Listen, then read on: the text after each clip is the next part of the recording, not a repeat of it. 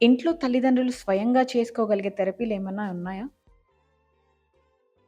ఇది చాలా మంచిది. తల్లిదండ్రులు గనుక ఎప్పుడైతే ఒక థెరపిస్ట్‌గా మారిపోతారో, తల్లిదండ్రులు ఎప్పుడైతే థెరపీ గురించి పూర్తి అవగాహన ఉంటుందో, తల్లిదండ్రులు పిల్లల్ని ఏ విధంగా భయపెట్టాలా, పిల్లల్ని ఏ విధంగా ప్రేమగా చూపించాలా ఉంటదో, మీకు చాలా విషయాల్లో థెరపీ అంటే గనుక బయటి థెరపీ ఏ విధంగా అయితే ఉంటుందో, మీరు ఇంట్లోనే థెరపీ తీసుకోవడం వల్ల ఎందుకంటే ఈ థెరపీ మీరు 2 నెలలు ఎక్కియగలరు, 2 నెలలు ఎక్కియగలరు, 3 నెలలు ఎక్కియగలరు లేదా సంవత్సరం, 2 సంవత్సరాలు. బట్ ప్రాబ్లమ్ అనేది ఇక్కడ మ తల్లిదండ్రులే మీరు థెరపిస్ట్‌గా మారిపోతే మీ ప్రాబ్లమ్ అనేది మీరే సాల్వ్ చేసుకోవచ్చు.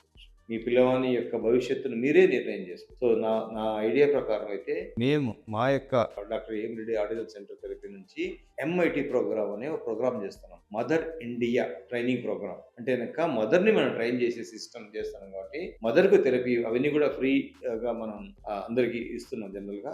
మదర్‌ని మనం గనుక ఒక థెరపిస్ట్‌గా ట్రైన్ చేయగలిగితే, మదర్‌ని మనం ఒక టీచర్‌గా ట్రైన్ చేయగలిగితే, మీ పిల్లవాడు మీరు థెరపీ సెంటర్‌కెళ్ళినా సరే అక్కడి విషయాలు మీరు ఇంట్లో చేసుకునే విషయాలన్నీ కలిపితే మీ పిల్లవానికి ఎక్కువ బెటర్ అయ్యే అవకాశాలు ఉంటుంది కాబట్టి కంపల్సరీ మదర్ అనేటువంటిది ట్రైనింగ్ అంటే గనుక మనం ఇది నా నా పని కాదు, నేను చేయలేను, నా వల్ల కాదు ఈ పిల్లలను ట్రైనింగ్ ఇయ్యడం అనేది అనుకోకూడదు. కంపల్సరీ మీరు ఒక ఫస్ట్ ట్రై చేయాలి. ఆ తర్వాత క్లారిటీ వస్తది. ఆ తర్వాత ట్రైన్డ్ అయిపోతారు. మీరే తల్లిదండ్రులే ఎప్పుడైతే థెరపిస్ట్‌గా మారిపోతారో ఇంట్లో ఆటోమేటిక్‌గా మీ పిల్లలకు ఒక అద్భుతమైనటువంటి రిజల్ట్ వచ్చేటువంటి అవకాశం ఉంటుంది. బయట థెరపీ సపోర్ట్ తీసుకుంటూ మీరు కూడా ఇంట్లో థెరపీ ఇవ్వడం వల్ల పిల్లలకు ఆ సపోర్ట్ అనేది ఎక్కువ కావడం వల్ల త్వరగా బయటపడేటువంటి అవకాశాలు ఉంటాయని చెప్తాను.